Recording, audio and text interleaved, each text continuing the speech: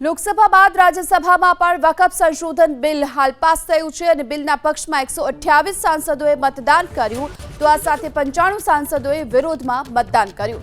લોકસભામાં પણ બિલના પક્ષમાં 288 મત પડ્યા હતા અને વિરોધમાં 232 મત પડ્યા। ગુરુવારે રાજ્યસભામાં લગભગ 13 કલાક સુધી આ બિલ પર ચર્ચા ચાલી અને હવે આ બિલ રાષ્ટ્રપતિ પાસે જશે, આથી તેને મંજૂરી મળ્યા બાદ કાયદો બની જશે। વકફ સંશોધન બિલ અંગે કેન્દ્રીય મંત્રી કિરેન રિજિજુએ વિપક્ષ પર પ્રહાર કર્યા।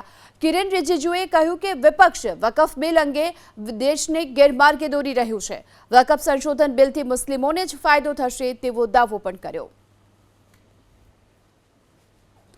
તો વકફ સંશોધન બિલ હાલ રાજ્યસભામાં પણ પાસ થઈ ચૂક્યું છે અને આ સાથે જ હવે રાષ્ટ્રપતિને મંજૂરી માટે મોકલી દેવામાં આવ્યું છે। મંજૂરી મળતાની સાથે જ કાયદો પણ બની જશે। આ સાથે જ કિરેન રિજિજુએ વિપક્ષના જે વકફ બિલ અંગેના હાલ જે નિવેદન છે તેને લઈને કહ્યું છે કે વિપક્ષ દેશને ગેરમાર્ગે દોરી રહ્યું છે।